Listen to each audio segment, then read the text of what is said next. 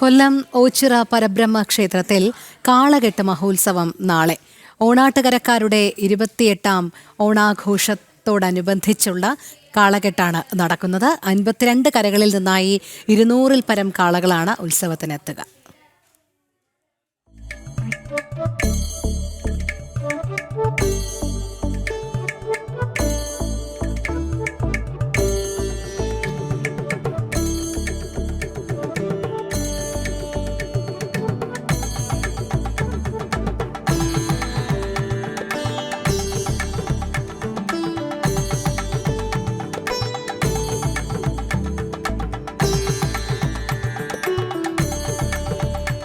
കർക്കിടകത്തിൽ തുടങ്ങി കന്നിമാസത്തിലെ തിരുവോണത്തിൽ അവസാനിക്കുന്നതാണ് ഓണാട്ടുകരക്കാരുടെ ഓണം.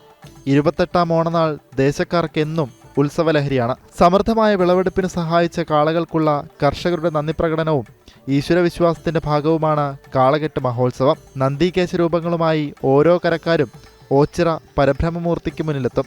പടനിലത്തിൽ ചെറുതും വലുതുമായ കാളകൾ അണിനിരക്കും. ഇത്തവണയും ഓരോ കരയിൽ നിന്നും ഊരുചുറ്റി പടനിലത്തിലേക്കെത്താൻ നന്ദീകേശന്മാർ ഒരുങ്ങിക്കഴിഞ്ഞു.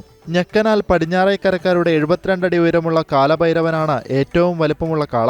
ഓണാട്ട് കതിരവനാണ് വലുപ്പത്തിൽ രണ്ടാമൻ.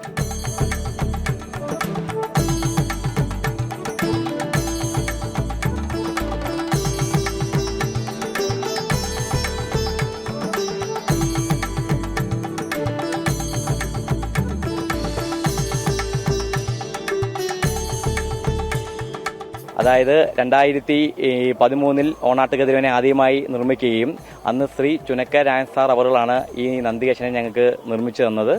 2014 ഓണാട്ടുകതിരനെ ഓച്ചിറ പരബ്രഹ്മ സന്നിധിയിലേക്ക് എത്തിക്കാൻ കഴിഞ്ഞു.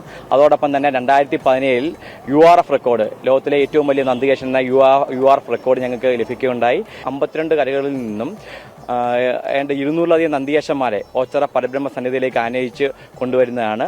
ഈ ഉത്സവം എന്ന് പറഞ്ഞാൽ ഓണാട്ടുകരയുടെ കാർഷിക സമൃദ്ധിയുടെ തന്നെ ഒരു മഹോത്സവമാണ് ഓച്ചിറ പരബ്രഹ്മ എത്തുന്നത്. ഏറെ നാളത്തെ കരക്കാരുടെ പ്രയത്നമാണ് ചെറുതും വലുതുമായ ഓരോ നന്ദികേശ രൂപങ്ങളും. ഇതിനു പുറമെ ജീവകാരുണ്യ പ്രവർത്തനങ്ങളും നടക്കുന്നുണ്ട്.